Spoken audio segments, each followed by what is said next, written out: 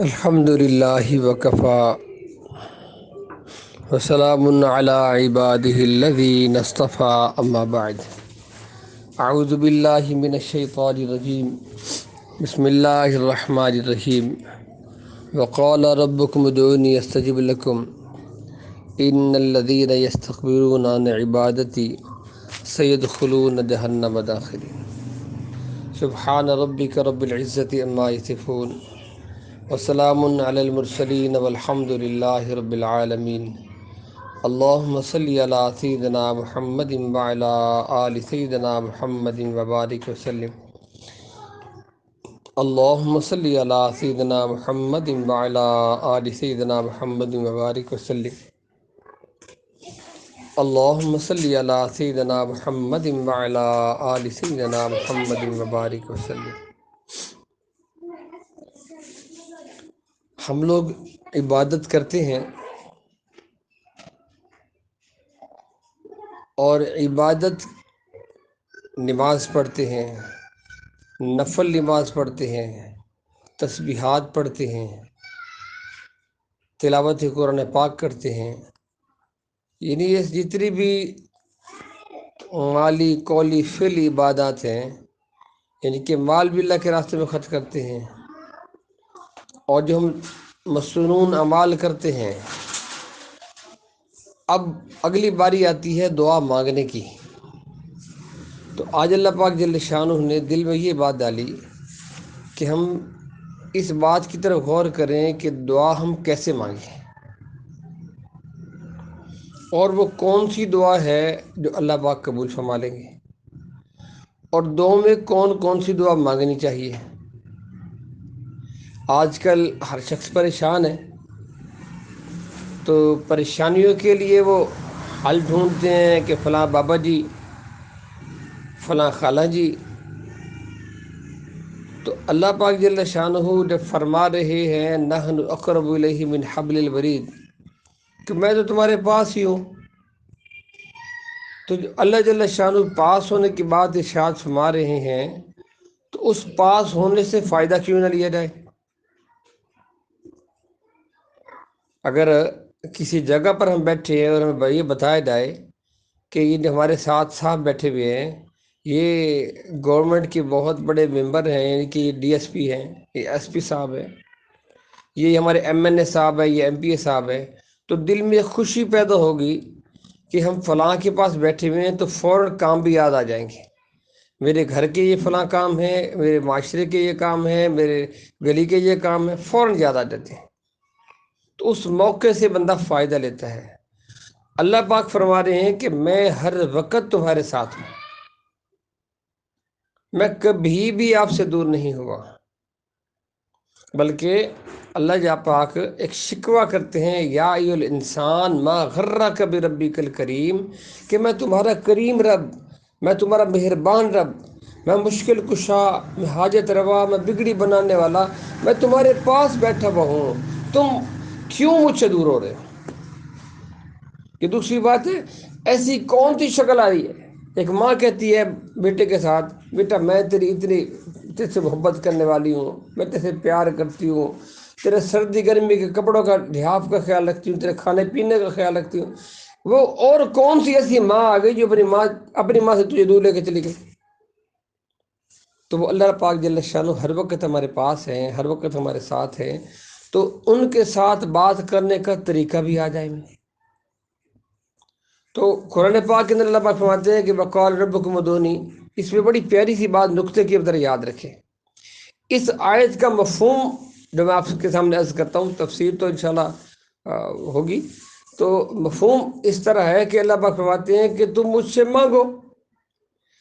تم مانگو میں دوں گا، تم کہو میں سنوں گا، اور اگلی جو بات نقطے کی ہے کہ جو مجھ سے نہیں مانگتے، میری طرف توجہ نہیں کرتے، ان کو میں جہنم میں پھینک دوں گا، سیدخلون جہنم داخرین۔ تو جب اتنی قرابت ہو رہی ہے، اتنی محبت ہو رہی ہے، تو اس سے فائدہ ہی کیوں نہ لیا جائے۔ اب بڑی قیمتی سی بات عرض کر رہا ہوں، ایک تو دعا کا قبولیت کا بڑا بہترین انداز یہ ہے کہ ہمارے پاس ختمات خواجگان ہے، وہ پہلے میں نے آپ کو پڑھایا بھی صحیح، میں تھوڑا اس کو دہرائی کر دیتا ہوں۔ ہم اپنی مجلس ذکر میں اس کا روزانہ یا ہفتے بعد اس کا اہتمام کرتے ہیں، ذرا اس کی تھوڑی سی عادت بنا لیں کہ پہلے درود پاک پڑھیں، پھر حسبنا اللہ ونعم الوکیل، پھر درود پاک پڑھیں، پھر یا باقی انت الباقی، پھر درود پاک لا حول ولا قوت الا باللہ، پھر درود پاک لا الہ الا انت سبحانک انی کنت من الظالمین،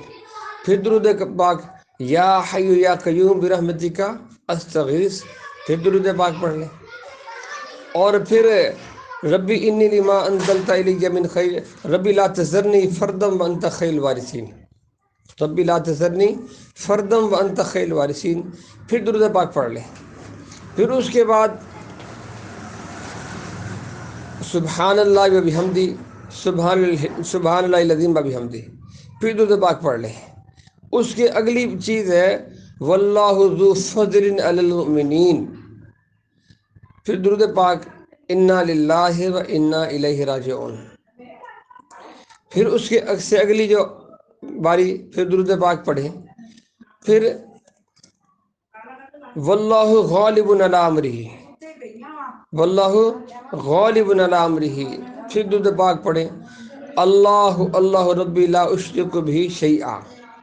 پھر درود پاک پڑھیں، پھر رب اغفر وارحم وانت خیر الراحمین۔ یہ ایک ترتیب ہے، اسے بولتے ہیں ختمات خواجگان،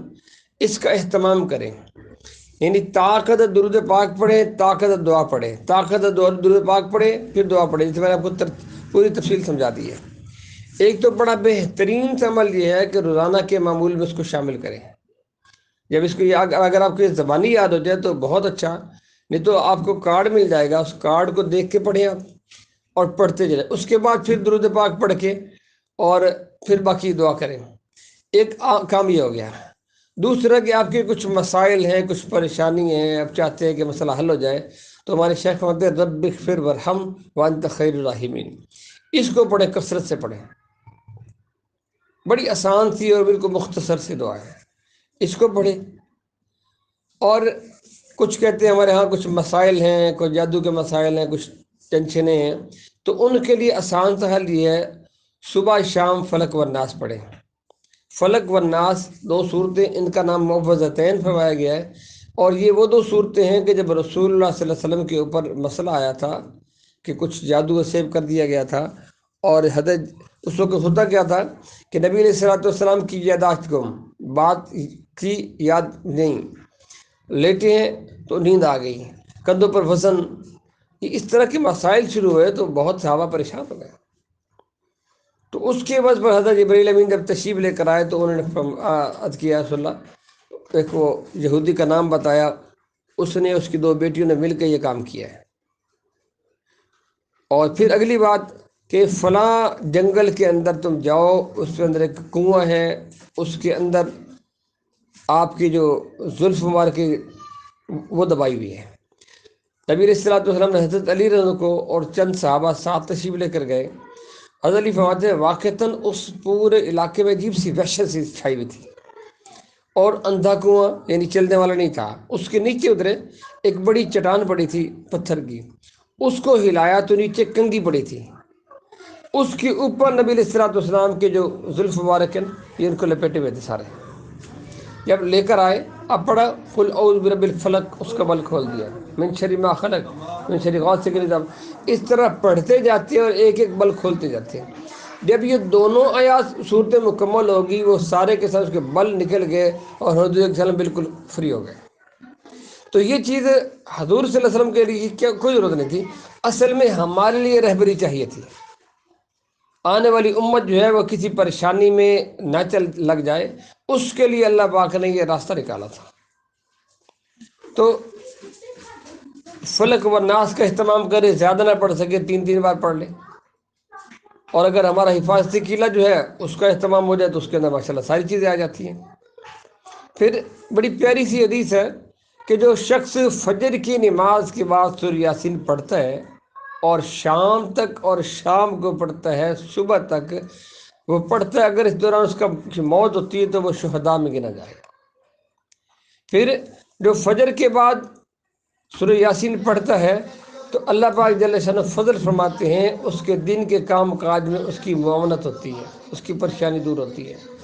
فرمایا کہ تمہارے ہاں کوئی مریض ہو جائے سورہ یاسین کی تلاوت کرو، تمہارا کوئی فوت ہو جائے سورہ یاسین کی تلاوت کرو۔ یہ بڑی آسان سی چیزیں آپ کو عرض کر رہا ہوں بیٹا۔ پھر وہ جو سورہ فاتحہ کو کثرت سے پڑھتا ہے تو اس سے کیا ہوتا ہے؟ اللہ کا غصہ ٹھنڈا ہوتا ہے، اللہ پاک کا غصہ ٹھنڈا ہوتا ہے۔ اور یہی وجہ ہے کہ ہمیں ہر نماز میں سورہ فاتحہ بتائی گئی ہے۔ کوئی نماز نفل پڑھنی ہے، نماز واجب پڑھنی ہے، وہ سنت پڑھنے ہیں، آپ نے وتر پڑھنے ہیں، ہر نماز میں سورہ فاتحہ کا حکم ملا ہے۔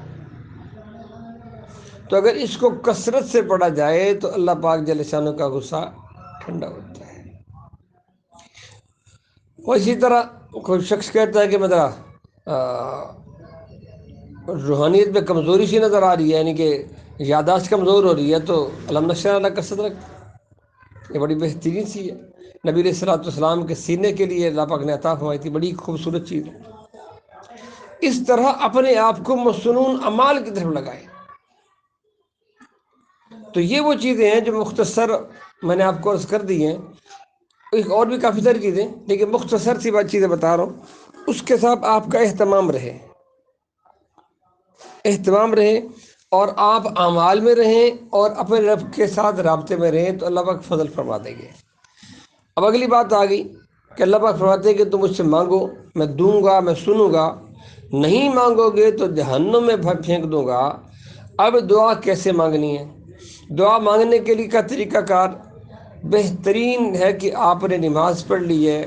آپ نے ہاتھ اٹھا لیے ہیں اور دعا مانگ رہے ہیں۔ اور دوسری بات کہ دعا ایک تو نماز پڑھ کے مانگی تو وہ قبولیت کی گھڑی ہے، دو خطبے جو جمعے کے ہوتے ہیں اس کے درمیان کا ہلکا سا وقفہ ہوتا ہے، اگر اس وقت آپ نے دعا مانگ لی اللہ نے فوراً قبول فرما لی ہے۔ اچھا، ایک جب اذان آتی ہے تو اذان کی آواز کے ساتھ آواز ملائیں، اللہ اکبر اللہ اکبر، اشہد اللہ کے ساتھ اشہد ان محمد رسول اللہ، یہ پڑھ کے اس کے بعد وقفہ ملا صلی اللہ علیہ وسلم پڑھ لیں۔ حی علی الصلاۃ لا حول ولا قوۃ الا باللہ، حی علی الفلاح لا حول ولا قوۃ الا باللہ، اللہ اکبر لا الہ الا اللہ۔ بعض محمد رسول اللہ پڑھتے، اس کی ضرورت نہیں ہے، اگر ہوتی تو اللہ اس کے اندر ڈال دیتے، ٹھیک ہے۔ لا الہ الا پر اذان ختم ہو جاتی ہے۔ اس کے بعد ہم نے کیا کرنا ہے؟ اس کے بعد ہم نے درود ابراہیمی پڑھنا ایک بار، نماز والا درود، وہ پڑھنے کے بعد پھر یہ دعا ہے اللہم رب ھذی الدعوۃ التامہ والصلاۃ القائمہ، یہ والی یہ دعا ہے، اس کو ایک بار پڑھنا ہے۔ اس کے بعد کوئی سا بھی درود شریف چھوٹا، صلی اللہ علیہ وسلم، جزا اللہ عنا سیدنا محمد ماحول، کوئی بھی آپ کو یاد ہے وہ 3 بار پڑھنے کے بعد اپنی ذات کے لیے جو دعا کریں گے اللہ اس کو قبول فرمائیں گے۔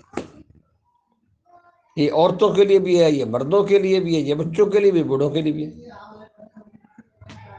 یہ بہترین حل ہے اللہ کے ساتھ اپنا رابطہ رکھنے کا۔ اسی طرح فرماتے جمعۃ المبارک میں ایک گھڑی ایسی ہوتی ہے کہ جس کو وہ مل جائے تو اللہ پاک فضل کر دیتے ہیں، اس کی ساری پریشانی اللہ پاک دور کر دیتے، دعا قبول ہو جاتی ہے۔ اچھا، دعا مانگنی کیا چاہیے؟ دعا جو ہم نے مانگی چاہیے وہ اللہ پاک ہمیں مستجاب دعوات بنا دے۔ اس کا کیا مطلب ہوتا ہے کہ اس کا لفظی مطلب سمجھ لیں کہ اللہ میں جو دعا کروں اس کو قبول فرما، نقطہ سمجھ لیں۔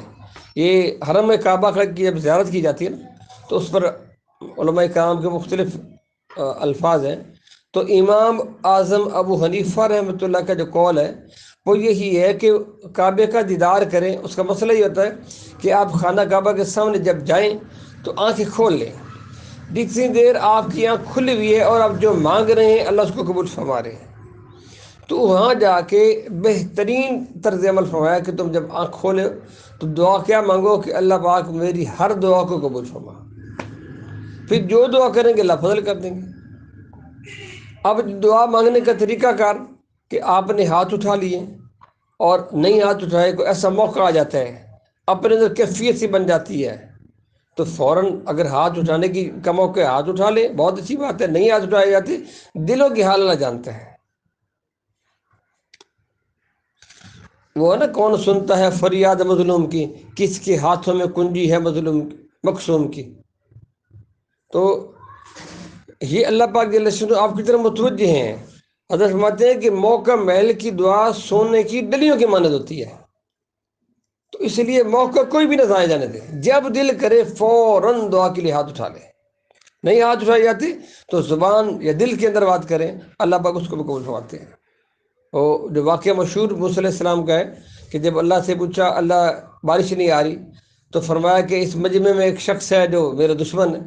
جب تک نہیں نکلے گا میں بارش نہیں دوں گا۔ تھوڑی ہی دیر کے بعد بندہ بھی کوئی نہیں نکلا اور بارش آ گئی۔ عرض کی اللہ یہ کیا ماجرا ہے؟ تو ارشاد فرمایا کہ جس کے لیے بارش بند روکی تھی اسی کے لیے دے رہا ہوں۔ کیا مسئلہ؟ اس نے ہاتھ نہیں اٹھائے، اس نے کوئی شور نہیں بچایا، اس نے کوئی بات نہیں کی، بس دل میں اللہ سے بات کی، اللہ اب تک تو نے میرا پردہ رکھا ہے، اب میرا نام آئے گا پردہ چاک ہو جائے گا،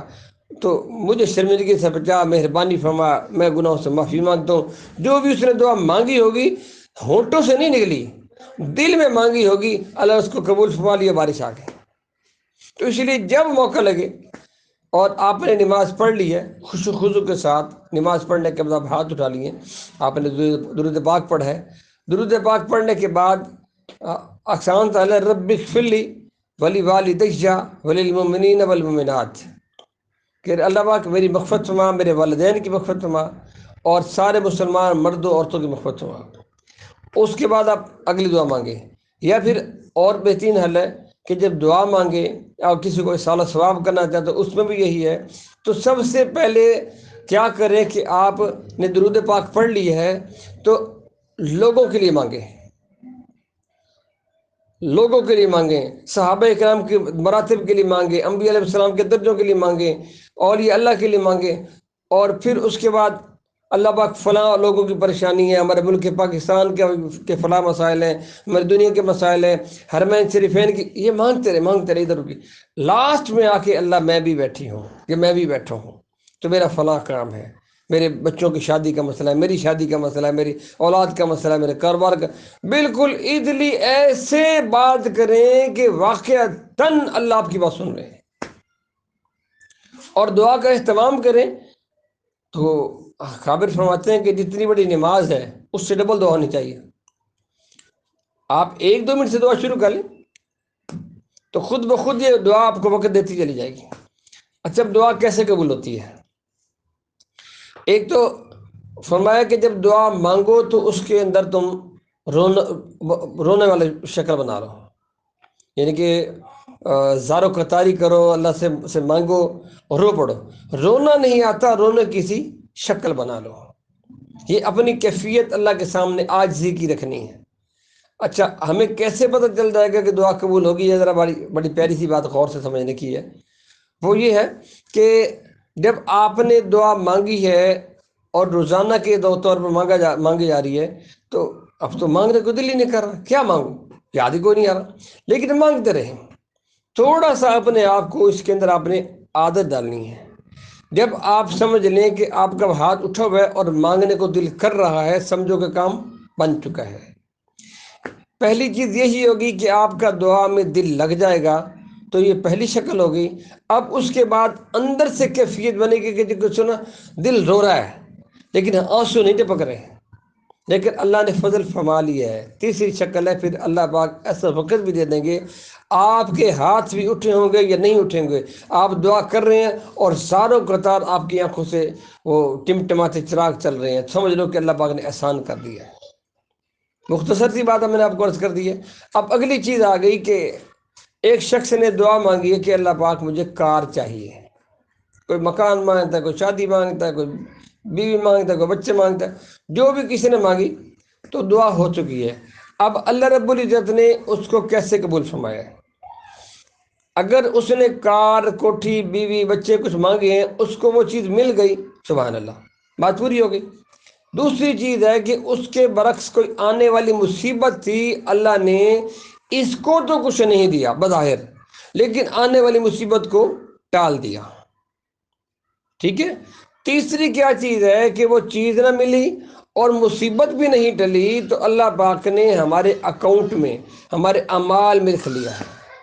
کل قیامت کے دن جب سارے اعمال تلنے کی باری آئے گی تو اس وقت فرمایا سب سے پہلے فرض نماز اگر پوری ہو گئی تو کسی چیز کی ضرورت نہیں، اگر اس میں کمی رہ گئی تو پھر فرمایا اس نے جو دنیا میں نفل پڑے تھے اس کو لاؤ۔ پھر خیال آ گیا کاش، تو جہاں نوافل کی پوزیشن ہے تو یہی ایک بات اور عرض کر دیتا ہوں، تو جو کثرت سے نوافل پڑھنے والا شخص ہے اس کو بھی اللہ پاک مستجاب دعوت بنا دیتے ہیں، اس کو بھی اللہ پاک اٹھے ہاتھوں کی لاج رکھ لیتے ہیں۔ ہمارے حضرت فرماتے ہیں کہ ہم اللہ کا کہا نہیں موڑتے تو پھر اللہ ہمارے بھی ہاتھوں کو اٹھے کی لاج رکھ لیتا ہے۔ تو دو چیزیں عرض کی ہیں کہ چیز مل گئی دعا ختم، مصیبت ٹل گئی دعا ختم، دونوں کام نہیں ہوئے، نہ چیز ملی نہ مصیبت ٹلی، تو اللہ پاک نے اعمال میں لکھ لیا ہے کل قیامت کے دن سب سے پہلے فرض نماز، کمی رہ گئی تو نوافل کی باری، ابھی کمی رہ گئی تو جو اس نے دنیا میں دعائیں مانگی تھیں اور قبول نہ ہوئیں آج اس کو بھی اس میں ڈال دو، پھر کہے گا اف کاش میری ایک دعا بھی قبول نہ ہوئی ہوتی۔ تو اس ساری بات کا جو آخری مفہوم یہی بنتا ہے کہ ہم اپنے رب کے ساتھ رابطہ کریں، ربط بڑھائیں، اپنے رب کے ساتھ پیار کریں، محبت کریں، وہ ہم سے پیار کرتے ہیں۔ فَاذْكُرُونِي أَذْكُرْكُمْ، کہ تم میرا ذکر کرو میں تمہارا ذکر کروں گا۔ تو ہمیں اس سے پیچھے نہیں ہٹنا چاہیے۔ اور جو خاص بات وہ جو ہمارے ہاں کلمہ کفر آ جاتا ہے، ساڑی سندا نہیں تو تواڈی مڑیندا نہیں، اس چیز کو ختم کرتے ہیں۔ اللہ پاک ہر کی سنتے ہیں، پھر میں یہ چاہوں کہ میری اللہ زیادہ سنے تو اللہ کے ساتھ زیادہ معاملہ کرو۔ اچھا ہمیں نظر آتا ہے کہ فلاں شخص وہ تو نماز بھی نہیں پڑھتا، وہ تو روزہ بھی نہیں رکھتا، وہ تو صدقہ خیرات بھی نہیں کرتا، وہ موٹا تازہ ہے، اس کو کوئی تکلیف نہیں ہے، اس کی محل اتنے بڑے ہیں، اس کا کاروبار چلتے چلے جا رہے ہیں، میں اتنی نیک ہوں، میں نے اتنی نمازیں پڑھی ہیں، میں فلاں کام میں فلاں، اپنی نیکی شیطان سامنے کرتا ہے، میرا اتنا معاملہ میرے پاس کچھ نہیں ہے، وہ کچھ نہیں کرتا بہت کچھ کا، تو بات غور سے سمجھ لیں، اللہ پاک جل شانہ کی طرف سے ڈھیل ہوتی ہے۔ اللہ پاک کسی کو دے کے سمجھاتے ہیں، کسی کو لے کے سمجھاتے ہیں، تو اس کو اللہ نے وقت دی ہے، اللہ نے اس کو مال دی ہے، اللہ نے اس کو صحت دی ہے، اگر تو اس پر رہے گا تو سبحان اللہ، اللہ پاک اس سے پر فضل کر دیں گے کہ وہ مال بھی آ گیا، اس نے نیکی کے راستے بھی اختیار کر دیا، زکوٰۃ و صدقات پورے کر دیے، تو دنیا باہر آخرت میں باہر۔ اگر ایسا نہیں کرے گا تو یکدم پکڑ میں آ جائے گا۔ ایک حضرت واقعہ سناتے ہیں کہ ایک شخص جو زندگی بھر سرکاری محکمے میں جاب کی، بڑے افیسر تھے، اور ساتھ رشوت اور سود اور پتہ نہیں کیا کیا پکڑ کھاتے، گند مال اکٹھا کر لیا ڈھیر سارا، ریٹائر ہو گیا تو اس نے ایک کوٹھی بنا لی، بہت بڑی کوٹھی بنائی، بڑا محل بنا کے نا وہ شفٹ ہو گیا، لیکن زبان میں جی جو دفتر میں معاملہ تھا، ہر بات پہ برائی کرنا، سخت لفظ بولنا، بار بار یہ لفظ کہنا، تو عادت نہیں گئی تھی۔ جب گھر میں نئے گھر میں گئے، شفٹ ہو گئے، تو ابھی پہلی دوسری رات ہی ہے، تو میاں صاحب ذرا لیٹ سوئے، تو ساتھ ہی ان کے مسجد تھی بالکل قریب میں، تو فجر کی اذان ہے، اس کی آنکھ کھل گئی، مسجد میں جا کے کہتے ہیں مؤذن کو کہ کل تو نے اذان نہیں دینی اسپیکر میں۔ وہ بیچارہ غریب آدمی کیا کر سکتا ہے، کیا اس کی تنخواہ ہوتی ہے، کیا اس کی حیثیت ہوتی ہے، بس وہ روٹین کی اذان دیتا ہے، دوسرے دن پھر اذان دے دی، ابھی میاں صاحب لیٹے ہی تھے تو اس کو آنکھ کھل گئی، آ کے اس نے کیا کیا کہ خادم کو بلا کے ایک تھپڑ رسید کیا، میں نے جو منع کیا تو نے اذان نہیں دینی۔ بیچارہ پریشان، سر نے نیچے کر لیا، کچھ کہہ نہیں سکا، اس بیچارے کی کیا حیثیت ہوتی ہے، چلا گیا۔ اللہ کی شان کہ چند روز بعد اس کے جسم پر فالج ہو گیا، پورا جسم اس کا مفلوج ہو گیا، اب زبان باقی ہے، زبان چل رہی ہے، باقی جسم کام نہیں کر رہا۔ اسی طریقے میں جب تم بیمار ہو گیا ہے، تیرے گھر والے فرفتہ ہو چکے ہیں، تیری خدمت میں لگ گئے ہیں، زبان کا تو خیال کر۔ جب اس نے بک بک زیادہ شروع کر دی تو اس کی بیوی کہتی بھائی تو جان تیرے محل جانے میں جاری ہے، سکی بیوی بچوں کو لے کے چلی گئی۔ اچھا اب اس کے چھوٹے بھائی نے کیا کہا اس بھائی نے اس بھائی کو لیا، شاید اپنے گھر لے کے چلا گیا، تو بیوی کو کہا کہ یہ میرا بڑا بھائی ہے، یہ میرا باپ ہے، اس کی تو نے خدمت کرنی ہے، خیال رکھنا ہے، ٹھیک ہو گیا۔ لیکن ہوا کیا کہ اس نے وہاں بھی اپنی زبان درازی نہ بند کی، اس کو شرم آ جانی چاہیے تھی کہ میری اپنی بیوی بچے چھوڑ کے جا چکے ہیں، تو اب میں بھائی کیا کروں، ذرا خیال کروں، رویہ وہی اس کا دوبارہ۔ اب اس کی بیوی کہتی جناب آپ جانے آپ کا باپ جانے، یہ بابا رہے گا یا میں رہوں گی، اگر مجھے یہاں رکھنا تو بابا یہاں نہیں رہے گا۔ اس نے دیکھا وہ اللہ کے بندے نے اپنا گھر بھی تباہ کر دیا، میرا بھی نقصان کرے گا، اس نے بابے کو اٹھایا جا کے روڈ پہ بٹھا دیا، اور بک بک والے بابے کو روڈ پہ بٹھا دیا۔ اب وہ بیٹھے ہوئے تو سامنے سے ایک نوجوان آ رہا ہے، اس کو اشارہ کر کے بلاتے بیٹا میری جیب سے پیسے نکال لے اور مجھے 2 روٹیاں لا کے دے دے۔ وہ جوان گیا بیچارہ اور روٹی لے کر آیا، کہتا ہے مجھے نا کھلا بھی صحیح۔ میں کیسے کھلاؤں، میرے پاس ٹائم نہیں ہے، میں ابھی کالج سے آیا ہوں، میں نے آگے گھر جانا ہے، میں نے تیاری کرنی ہے، میں نے اکیڈمی جانا ہے، 100 مسائل ہے میرے۔ اب جب اس کو ہر طرف سے جواب ہو گیا تو روٹی جو منگوائی تھی وہ کہنے لگا کہ اس روٹی کو میرے پیروں کے پنجوں میں پھنسا دو۔ وہ شخص